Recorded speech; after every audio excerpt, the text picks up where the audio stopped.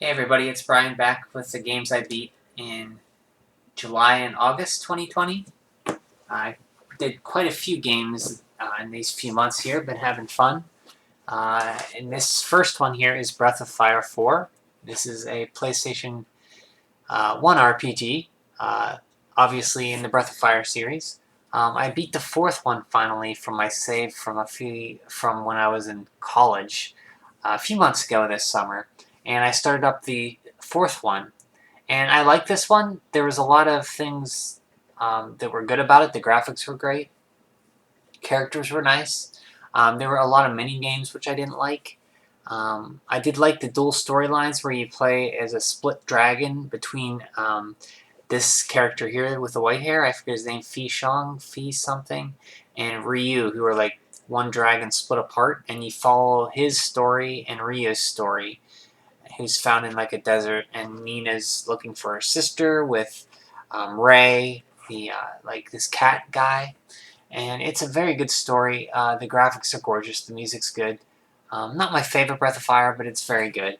I'm glad to finally finish the main Breath of Fire games, 1 through 4. I haven't played Dragon Quarter yet, which is the fifth one for PlayStation 2. You can get it for pretty cheap. Someday maybe I'll pick that up. Next up, we have quite a few NES games here. We have Power Blade.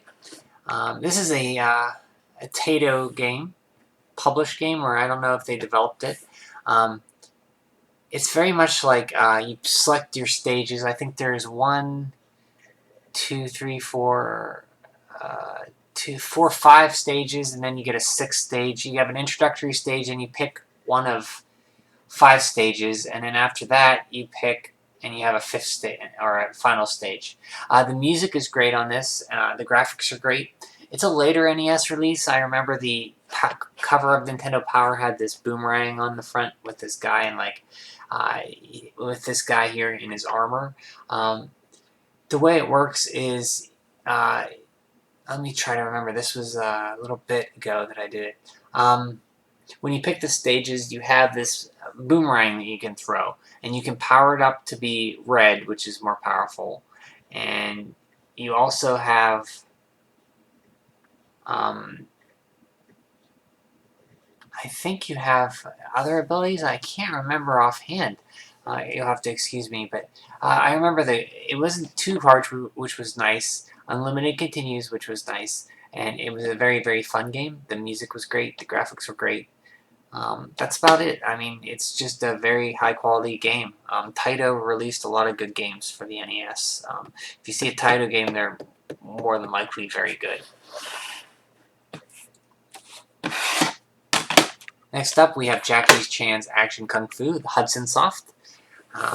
So this is a kung fu like fighting game, almost like not like Kung Fu for the NES, which is also based on a Jackie Chan movie. But this isn't based on a Jackie Chan movie. It's basically Jackie Chan, and the sprites are really big, and you can kick and you can punch, and then you get like one of 4 moves. You have like this spinning move, you have this whirlwind kick, and I forget the other one, but they're limited resources, and then there's the stages aren't too very difficult. The game is not, it's challenging, but not overly challenging. I think it's unlimited continues as well. The graphics and music are very good. The graphics are very good. They stick out. They're very large, cartoony sprites, and it's just a fun game. Next up, we have Journey to Silius. This is one my cousin had growing up, and I played it a little bit. I remember it being very challenging, and it is challenging, but it's nothing too unsurmountable. It does have limited continues, but it's a very short game, and once you learn the patterns of the enemies and the stages themselves, it'll take a few tries, and you'll run out of continues and lives, but eventually you will beat it, and I think I beat it in a weekend or something. It was based on a Terminator license, but they lost it, and I believe they just, instead of scrapping the project, they just renamed it Journey to Silius. The music in this is very catchy. It's very deliberate in its gameplay, where you have to jump and make sure you're commit to your jumps because you have like this arc and you can't correct your jump. You can switch between a regular gun, which doesn't use your ammo, and then there's other weapons that you get at the end of each stage by beating a boss that use a shared pool of ammo. First ones you get your shotgun, which shoots in a spread. Get like a machine gun and a rocket launcher, a grenade launcher. It's a very very fun game. It is on the Nintendo Switch Online app if you have that, and it's worth a play. It is challenging at first, but once you get the hang of it, it's very rewarding, and you can go faster and faster through it, and it's just fun to play. The manual here is pretty cool. I don't know if it tells a lot about the game. I remember reading it. Lots of times manuals do tell a lot about the game, and it does tell you that the basic story and then the two types of stages you have. This actually goes to the title screen. The game start the demo. They put in the stage 1, 2, 3, 4, final boss, final stage, last boss, and the ending demo. They do list the. Oh, sorry, you can't see it. They do list the bosses here, which are very pattern-oriented, like a lot of NES bosses. Once you figure out the patterns, you can beat them fairly easily. It'll take a few tries, but you should be able to get there. Here's the weapons here you have here. Handgun, shotgun. Handgun doesn't use any ammo, shotgun does, and the rest of the guns use this shared pool of ammo here. And there's the icons for them. Each have their particular uses, and it's up to you to figure out the best way to use them to get through the stages the best. So Journey to Stilia is a Sunsoft game, so the music is great. All Sunsoft games on the NES had very good music. They were able to use the other channel in the NES, or some way to do it that gave it more of a bassy beat to it, and once you hear one Sunsoft soundtrack, you can recognize it. Gremlins 2, Journey to Stilia's, Blaster Master, Fester's Quest, Batman, they all had that boomy bass. This is very, very, very good. And I was talking about Taito had good NES games. Sunsoft also had great NES games. Next up, this came out in July on Paper Mario the Origami King for Nintendo Switch. This is the... let's see, there was Paper Mario N64, Paper Mario The Thousand Year Door on GameCube, Super Paper Mario on Wii, Paper Mario Sticker Star, and Paper Mario Color Splash. So this would be the 6th main game in the series. Following up Color Splash, which I loved. This is I love just as much. The writing in this and the characters in this are great. They're some of the best in the Paper Mario series. The battle system is very good. It's basically you have this little like circular grid where you rotate like a roulette wheel to line up the characters in either rows in a big group of 4 or a line, and you use your hammer to hit the group of 4, and you jump in a line to hit all the enemies. You have a certain number of time to arrange them, and if you do arrange them correctly, you get a bonus in your attack, and you can beat them very easily. If you don't, then you might have to take a few damage and a few turns to do it. You can also spend coins to have the toads do it for you, which is helpful, and there's also a little item, or when you play the game enough, you'll get an option in the menus to turn on that will show you like put a circle where you have to move the enemies too, so it's easier to do. A very fun game. I blasted through it. I had a great time.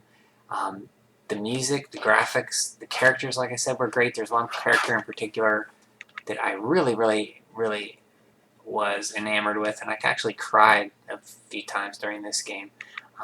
The ending is great. The follow-up to the ending is great. It's just a great game and a great introduction, or a great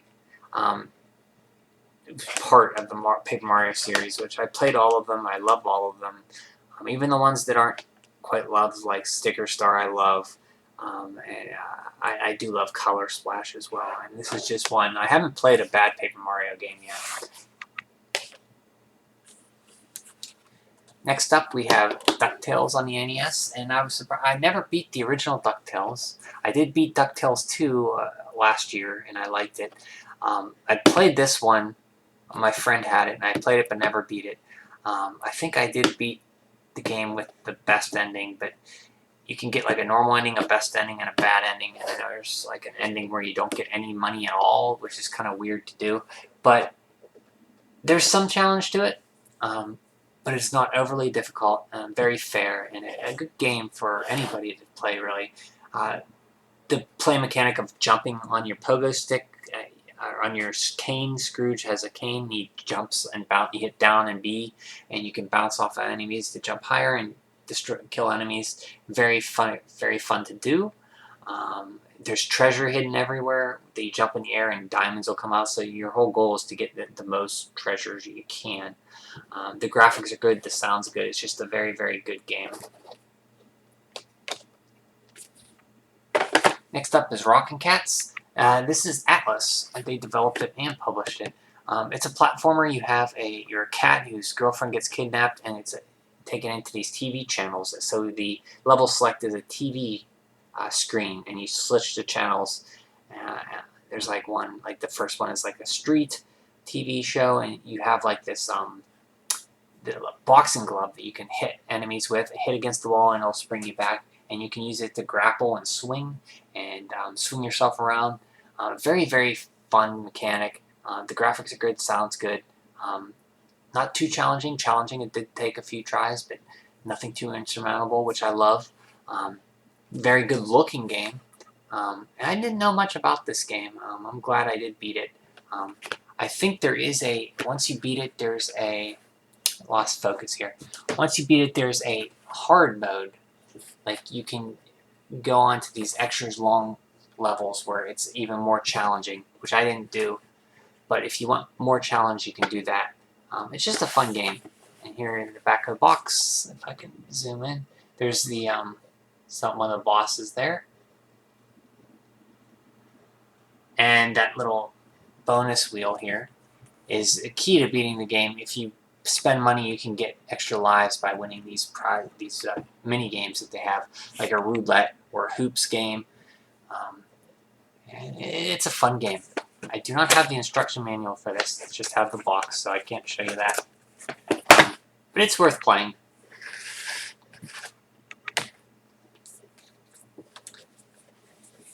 Next up, we have Chibi Robo.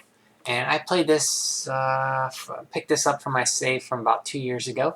I was pretty far along, maybe a quarter of the way through. I put it down because I got kind of tired of the mechanic where you had to keep charging in before you could go. It slowed the game down where you'd have to charge your battery again before you could do anything, so it was very slow. But it's an exploration game. You explore a house by this family called the Sandersons, and they bought your Chibi Robo, your little robot, and you help do chores for them, clean up like after them and pick up after garbage and get happiness points, and that increases your rank, which makes your battery bigger so you don't have to charge your battery as often, which once you do that, then the game becomes a lot more fun. You don't have to keep charging. The story in this is very dark in places. Not dark and evil, but the family is going through some rough times. The mother wants to get a divorce from her husband, and it doesn't seem to like her daughter much. And at the end, it all works out. But there's a story with this giant robo in the basement that got deactivated because it used too much power, and you actually reactivate it, and you meet aliens, and you make a wish. I won't go from there, but the story is very touching. And it's basically the gameplay is you find ways to clean up after the Sandersons, solve their problems, get happiness to increase your battery to get the better rank, and to eventually solve all their problems and get the ending. It's kind of a hard game to find now. A lot of GameCube games got really, really expensive, so I don't know of any other way to play this game. They're by developer Skip, which made two other Chibi Robo games, I believe. Park Patrol on DS, and I don't know if they made Ziplash or not for the 3DS, but I enjoyed Ziplash. I haven't played Park Patrol yet, but you see you have a little toothbrush you can clean up after people. Show the manual in here. Show a little bit of there's the Sandersons there, the dad, the mom, the sister, and you have a dog. And you solve a lot of their problems. They can give the dog a bone a few times. The sister thinks she's a frog, or she likes frogs, and she's enamored with frogs. You give her like frog rings you find around the house, and you kind of try to cheer the mom up all the time. And the dad's like a man-child who likes toys and stuff, and he's unemployed. And you find out why he's unemployed a little bit later, and it all kind of works out. Telly is this robot that comes with you when they bought you, that is kind of like your Navi or your assistant that tells you what to do and helps you out throughout the adventure. I never really played a game like this. There's bits and pieces of a game I played. It's kind of like, I shouldn't say that, but it's this unique, the whole package of uniqueness, charm, and the gameplay was very unique and cool, and I'm glad I finished it. There's also this toy that comes to life every once in a while, the Dog's Chew toy here, this little caterpillar thing. I forget her name.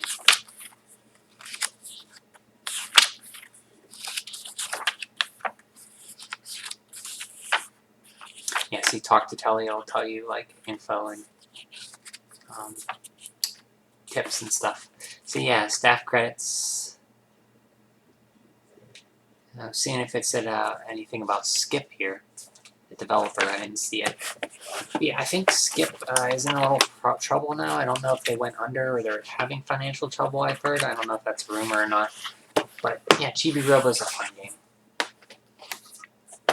Next up, we have Luigi's Mansion.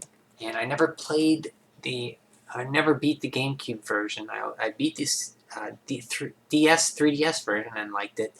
And after I replayed Luigi's Mansion 3, which I don't have here in the pile, but I replayed it and beat it again this summer as well, and I really, really love that game.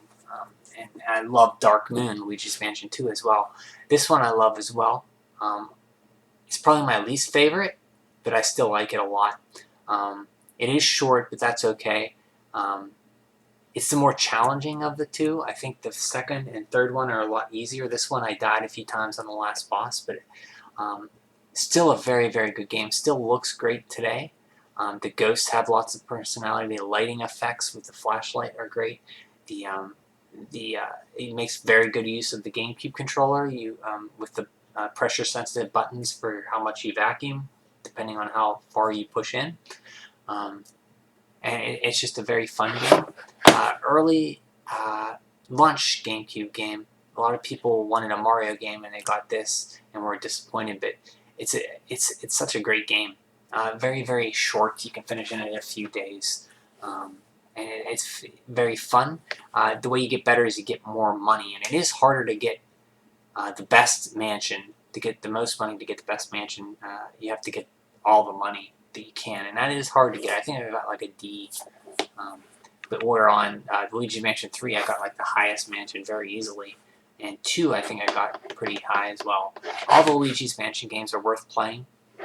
You can play this on the GameCube, but it's a little pricey now. But you can get the 3DS version, which is just as good. Plus, I think it has 3D. I'm not sure if it has stereoscopic 3D. It might be one of those ones where they... No, I don't think it does have 3D anymore, which is unfortunate. But Nintendo, during the end of the 3DS, they stopped putting 3D in their games, which I hated.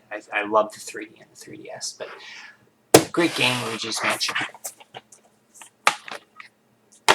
Next up is Metroid Prime Echoes. Metroid Prime 2 Echoes, and I did beat this before, but I beat it on the Wii Metroid Prime Trilogy disc, and that's how I beat it the first time. This, I went back to my save from when this game came out in 2004. I had a save, so I went back to my save there.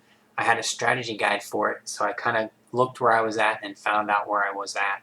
And I kind of remembered from the Wii game where to go, and I used the guide to get my head back into it so I could finish it. And I was right near the end. I had to find the missing 5 Sky Temple keys to open the last area. So I did that, and then with the help of the guide, and then I beat the final boss. And this is a much more harder game than the first Metroid Prime. And and a lot of people didn't like the the hardness of it, because you had to go between light and dark world and to progress, and that you could kind of get yourself confused on that. But it's a very, very good game still, much like the first Metroid Prime and Metroid Prime 3 Corruption, which I played and beat when it came out, but I haven't done that since, and I kind of want to do that again. So yeah, Metroid Prime 2 Echoes I've now beaten twice, once on the Wii and once on the GameCube, and I've beaten Prime on the GameCube twice, and Prime 3 I've only beaten once. So I kind of want to go back to that one.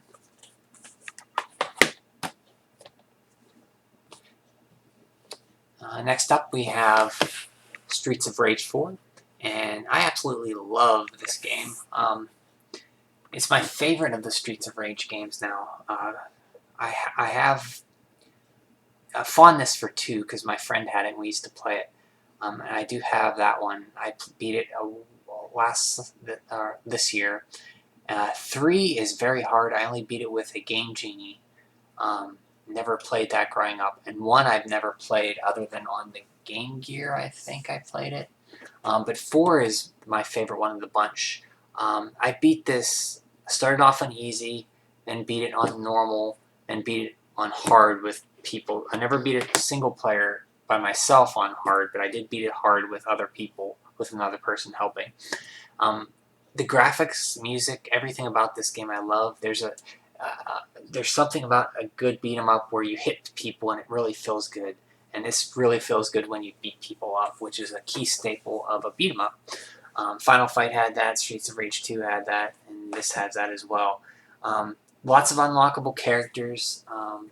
You can unlock the Streets of Rage 1 cast, 2 cast, and 3 cast, as well as like Shin. He was from Streets of Rage 3. They did patch it recently, and I did play the. As I'm recording this, I beat it again online with the new patch, and they changed significantly a lot of the stages and the enemies spawns to make the game, particularly parts that were easier before, a little more challenging. And they changed the end boss up a lot. Just the lead up to it is a little different, and the boss fight's a little different. They changed some of the characters that fight the enemies to come out and spawn with them. And there's one part in particular in the last area, the last level, that they made harder. So I want to play it again, because I beat this game. I put like 50 hours into this game. Beat it multiple times. I had no complaints starting on easy and beating it multiple times there until I could move up to normal. But it's just so fun. I love this game so much. Great beat 'em up. If you like Streets of Rage 2, you'll love this one, I think. It doesn't do anything. It does change things up a bit where you have a combo system, and you can use your special moves, and that health gets taken away, and it's shown as green. And if you hit people, it'll slowly go up, and it'll keep going up until that green bar is full again, and you'll regain your health. But if you get hit any time between hitting and in between doing that, it'll stop, and you'll lose that health. And you can also, the screen, one thing in beat 'em ups that was very boring and frustrating, when you hit somebody off the screen, you had to kind of sit and wait for them to come back on the screen before you could attack them. The screen acts like a wall, so they'll just bounce off of the side of the screen, and you can combo them in the air and stuff, and there's no waiting for them to come back. That's a huge change. It makes the game a lot faster. The combo system's very, very good. It's fun to play, and it's very addicting. Streets of Rage 4 is a great game. Next up is Pikmin, and I beat this, and I had a heck of a time beating this, but I got the bad ending where I ran out of time. So Olimar, and something happens to Olimar, I won't say what, but even getting that, it was so tough. It was so stressful for me. I don't know if I'll play this again because of how stressful it was. I was losing Pikmin left and right. Kept running out of time to do things. I'm not very good at the Pikmin games, but I do like them. And I'm glad I played through this at least to see most of the game. I hear the second one doesn't have the strictest time limit, so I'd like to try that. But I don't think I'll be playing this one anytime soon. I did play Pikmin 3 and like that a lot more than this one. But Pikmin, very early GameCube game, very, very unique, like a real-time strategy game with Nintendo charm to it. You control these little characters called Pikmin. The Captain Olimar, when his spaceship gets hit by a comet and he loses all his parts, so you have 30 days to find a part, 30 pieces. You don't need all the pieces, you only need like 28 or 29. So if you get a piece or so a day, you should be okay, but I was having a hard time doing that, and I ran out of time, unfortunately. But the character Pikmin are named after these carrots called Pick Something and on Olimar's homeworld, and that's why they're called Pikmin. And it's just it's a game of time management and doing things very well and very, very efficiently, and I'm not very good at that.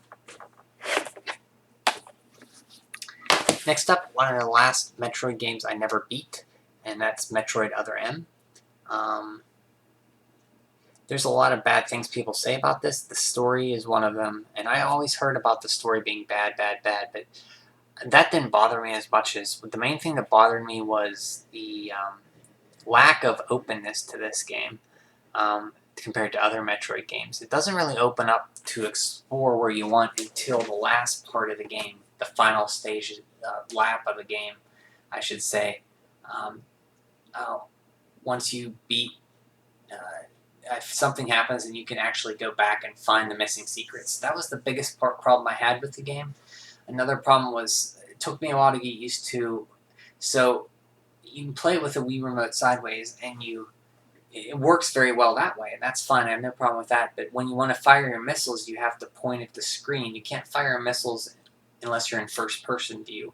And to get in first-person view, you have to point the remote at the screen, and you'll go into behind Samus's visor, and you'll be able to shoot your missiles and lock on. And if something's firing at you, you can wiggle it to the left, and you'll dodge out of the way. But that's very... I didn't like that very much. It kind of took me out of the game. Some of the environments were very not as... I mean, Metroid does have kind of samey environments, so I shouldn't say that, but this was the areas look kind of not too great. But other than that, I did like the game. And I think it gets a little bit of a bad rap for the story. I guess I shouldn't say bad rap. If you do care about story, and if you have your expectations as Samus Aran in one way and she's told the complete opposite, I could see how you wouldn't like it. But for me, the story was... I don't play Metroid games for the story, and this hit on notes. The reason my complaints are not about the story is what I'm saying. It's about the kind of a lack of exploration during the game. You got to wait until the end. But yeah, Metroid Other M. Fun game overall. Next up, we have Billy Hatcher and the Giant Egg for the GameCube. A Sonic team developed this. Yuji Horii, or not Yuji Horii, that's Dragon Quest. Yuji Naka developed this, I believe. I could be mistaken. He did such games like Outrun and what's the one? Space Harrier, I believe. This is a platformer, but you're basically save this chicken, you get into this world that's... These crows are the main bad guys, and they're kidnapping all these king chickens. And you have... So, it's basically set up as the first part, you have to rescue the chicken. They're in a golden egg. You have to roll the egg to the end, and they hatch. So you got to roll it through these obstacles. And then you have to beat the boss, and then you can either go to the next world, or you can keep going in other worlds and getting other... like stars in Mario 64, they're emblems of courage here. So each stage has like 5 or 6 emblems you can get, and you need about 30 or 40 to beat the game to unlock the last area. So basically, you roll an egg and you roll it over food, and it'll hatch. And different colored eggs have different color powers, and they hatch into different animal helpers. Like a fire animal will help you, and a water animal. And you also have eggs that give you extra lives, and eggs that give you random items. It's a fun game. The controls I was having trouble with, and I died a lot. Had a hard time beating this game, but I did beat it. Um, Nothing spectacular. I did like it, but I don't think I'll play it again anytime soon. And you didn't hear much from Billy Hatcher after this. I don't know how well this sold. It's a unique kind of game. It reminds me of a little bit of Monkey Ball, but mixed with Mario 64. Here's the menu here.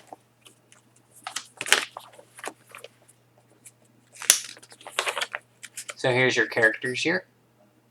Billy Hatcher.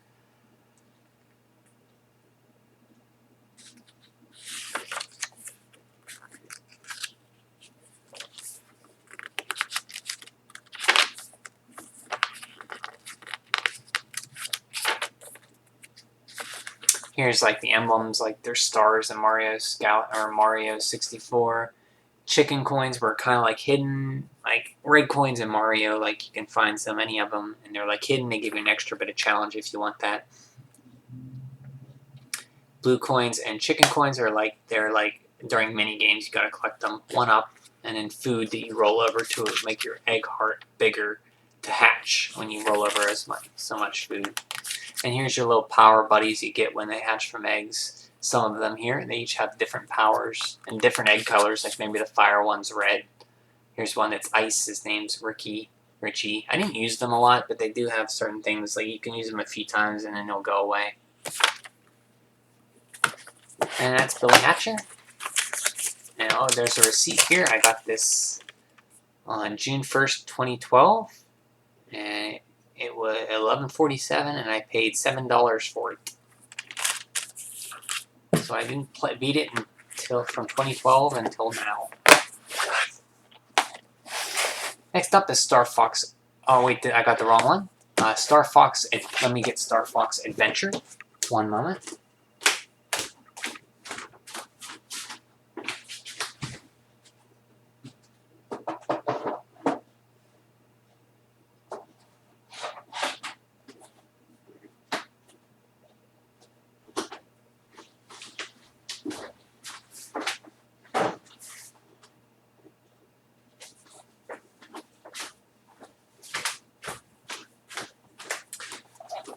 Okay, I apologize for that. Next up is this, not Star Fox Assault. I beat Star Fox Adventure. Let me focus this a little bit better. Okay, this I also picked up from a save I played. I started about a year ago. I got a little bit of the way through. I picked up where I left off and ended up beating it. It's very much... it wasn't a Star Fox game originally, and then Miyamoto, Nintendo developer, said, hey, can you put some Star Fox characters in it? Might sell better, I guess. So they put some the Star Fox team in it, and they kind of shoehorn the flying sections. There's an R-Wing. The R-Wing you go between, you gotta fly between a certain number of rings to get to the next area. And plays more like a Zelda game, adventure game, where you have to go into temples to get these thingamabobs. I forget what they're called. And then you have to save. You get these also Krazoa spirits to fill up this temple and save Crystal, who's captured by somebody. You don't know who. I won't spoil that. I did like the game overall. There were some things I didn't like about it. There was these 4 spinning games that you had to do to progress, which I didn't like at all. They kind of slowed the game down. Overall, it was good. It wasn't great, and there's a lot of hate about this game too. I don't hate it. I don't love it. I just think it's okay. It does look beautiful though. Still today, it looks great on a GameCube. Yeah, I mean, Star Fox Adventures. Not super. Excuse me. But your mileage, you may like it more than I did.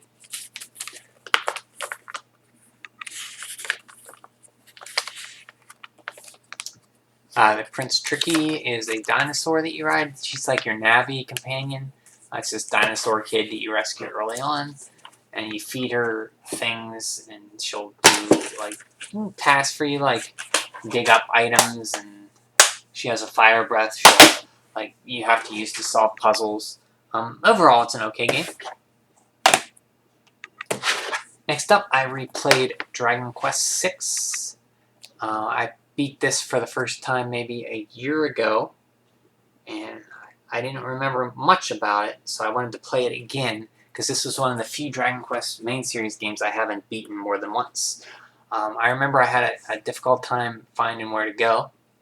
It helped this time that I beat it once, so I kind of remembered where to go a little bit better, but I still took quite a bit. And there's a certain point in the game where it really opens up for you, and you can go wherever you want under the sea.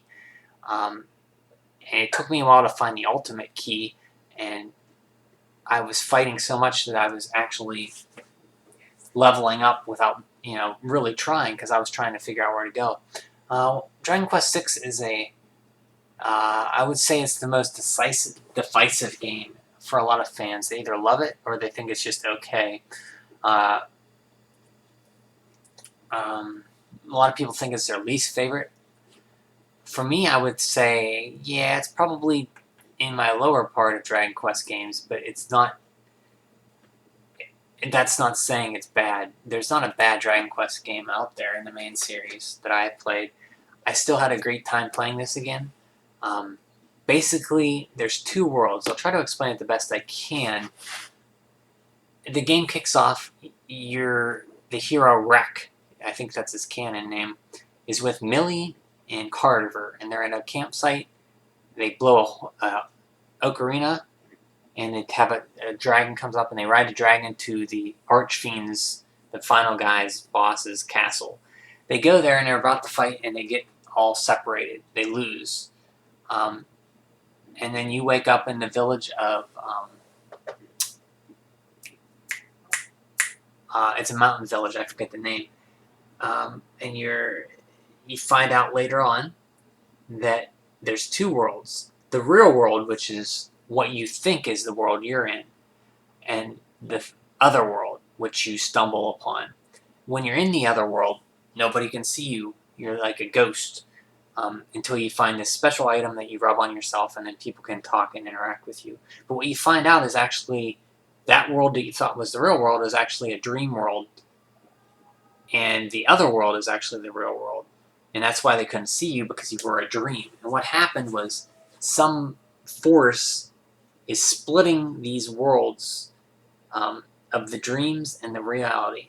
So he's trying to do that to weaken it, so he can take over everything. So there's also these little mini bosses that are causing problems and sealing up parts of the dream world. So, for example, All Trades Abbey is a popular place in Dragon Quest games where you go to change your class, was sealed away by who is the main protagonist of that you went to fight at the beginning of the game. His name is what was his name? I forget. But anyway, it doesn't matter. Once you beat him, then it unseals and it goes back to the dream world. There's these little holes in the dream world, and when you beat the bosses of these worlds of the dream world, those holes fill with their perspective places, and something happens in the real world too. So eventually, when you do that, the dream world, when you do this, you find out, okay, these bad guys all around, they're doing this bidding for this main bad guy who's trying to control all the worlds and merge them to become the big bad guy. You beat all them, you do all that, and you have these two stages that you find that they're the only ones that can open the way into the last palace. You do that, you fight them, you beat them, and then when that happens, because his presence was keeping the dream world separate, it kind of disappears and merges to the real world, and then the main castle of Zenithia, which I won't go into how that happened, but it rises up, and that is where the trilogy, there's Dragon Quest 1, 2, and 3, and they take place in order of Dragon Quest 3 first, Dragon Quest 1 first, Dragon Quest 2 first. Dragon Quest, the chronological order is Dragon Quest 3, Dragon Quest 1, Dragon Quest 2. The Zenithian trilogy starts off with Dragon Quest 6. And this basically, the short end of it, it tells about how the Zenithian castle rose up into the sky from the dream world. So everything from the dream world vanished back to the real world. But the Zenithian castle, they call it something else, rose up into the sky. And at the end, there's a dragon egg that's going to hatch. And it hatches into a dragon, which is the Zenithian dragon, which is then a part of the Dragon Quest 4 and 5. So Dragon Quest 4, 5, and 6 are all the next trilogy. They're kind of loosely based together, but not really. There's more, you hear things. This is the order of Dragon Quest 4, 5, and 6. The next trilogy is Dragon Quest 6 takes place first, then Dragon Quest 5, or no, I'm sorry, Dragon Quest 6, then Dragon Quest 4, then 5. I believe that's the order. I could have that. It could be 6. Yeah, I think it's 6, 4, and 5. So this one, you collect the magical equipment to go to that castle that rises up. You collect the sword of Ramias, or the sword of something, the armor, the shield, and the helmet. They're called different things than the Zenithian gear. And in Dragon Quest 5 and 4, they talk about that gear, and it's called the Zenithian gear then, instead of that. And that one has ties to the Zenithian dragon is actually born, and there's the castle in the sky, which is a cloud gate, or not cloud gate, that castle that you conducted the equipment to go to. And in Dragon Quest V, they have even more ties to it. They talk about Dragon Quest IV a lot, and they talk about that equipment as well. The hero can use the Zenithian sword, and it's kind of tied loosely like that. So Dragon Quest V or 6 is important to learn where Zenithia came from, that castle that's in the other two Dragon Quest 4 and 5 games. It kind of tells the origin of how Zenithia became to be, or rose up to the sky like that. And the origin of the equipment, the Zenithian gear, is here. The characters in here, I love Carver. He carried my team a lot. Rek was kind of the typical, he kind of looks like Eric from Dragon Quest 11. My nephew was telling me about that when he saw me. I showed him this. He said it looked like Eric because he was playing Dragon Quest 11, and he thought it looked like Eric, and it kind of does. Millie is the girl that you're with at the beginning. Carver's with you at the beginning as well. And basically, Carver, Millie, and you, when you lose at the beginning, you get split. Part of you goes to the real world, part of you goes to the dream world as statues. Or the real world is statues, and the dream world is like the living part, other part. And when you find yourself in the real world, you merge yourself with your statue. You get your full power. There's also Ashley, which is from a Mortimer, the main bad guy, Sorceria. He wanted to conquer them because they posed a threat, so he actually banished them somehow. But they were able to split their body from the real world into the dream world. And then once they were there, they were taken over again by another baddie, Gracchus, who kind of sunk them in the sea. And you actually beat Gracchus and they rise back up in the dream world. But yeah, there's that story. And there's Ashlyn, who is from Sorceria. And then there's also Millie's brother, Terry, which is, I didn't like Terry at all. I thought he was a jerk. I didn't use him at all. He was a pompous jerk. I don't like him. And that's Dragon Quest VI. very much worth playing. Out of 4, 5, and 6, I would say which one to play first. I would say don't start with this one, even though this is the first one of the 4, 5, and 6 trilogy. I would say start with either 4 or 5 if you can get them. They're on mobile devices or DS releases. The DS releases. Pick 4 or 5, either one of them.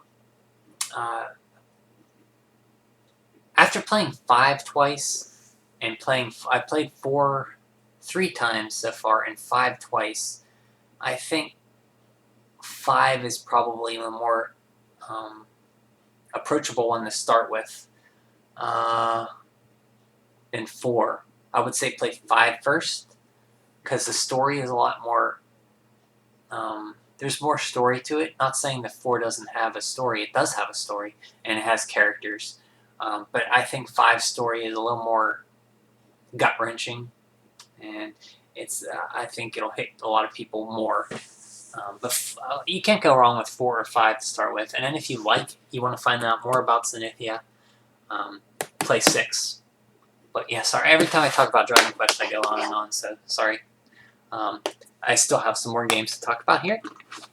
Next up, we have for Game Boy Color, we have Wendy Every Which Way, and this is a way forward game. And it's a puzzle game, not too short, not too long.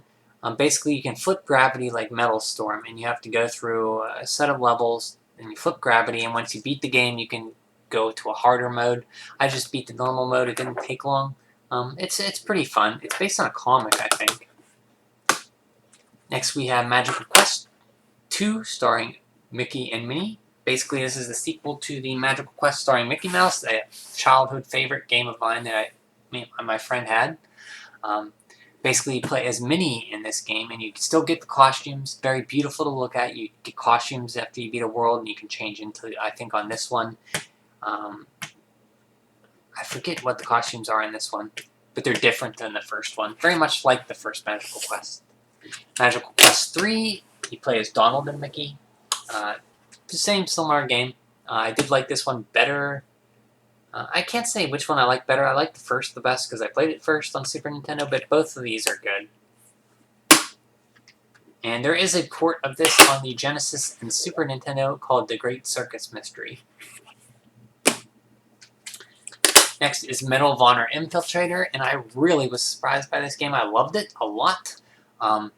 You think, how did they put a Medal of Honor game on a Game Boy Advance? Well, it's not a first-person shooter at all. It's a top-down shooter with different objectives, and you have different loadouts. You have like a 3-weapon loadout with a rifle, a explosive, and a different weapons like the do better things. Like the automatic rifle is better for close quarter combat. It's not as accurate. The Browning rifle is more accurate, and the M1 Garand is better. So you can select between those two during the game. We go into these little ammo depots, and you can select. You have different objectives. It's very, very challenging and very, very addicting once you go to it. Once you get into it. Very, very fun. There's actually full motion video of World War II footage in this. It's very good, actually. It's very good. And Drill Dozer, this was a very fun game.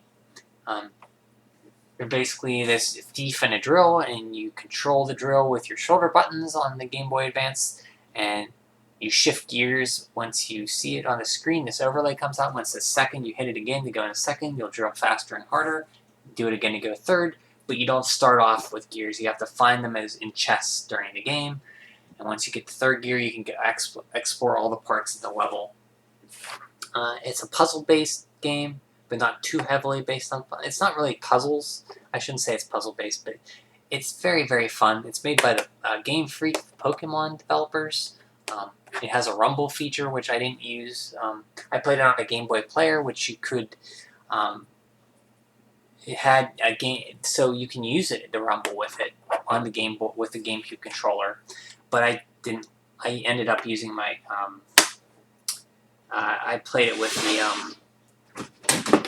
I didn't like the D-pad on the GameCube controller, so I played it with the this Hori GameCube controller. It's like has a better D-pad, but it doesn't have rumble, so I didn't play it with the rumble on the GameCube controller, unfortunately.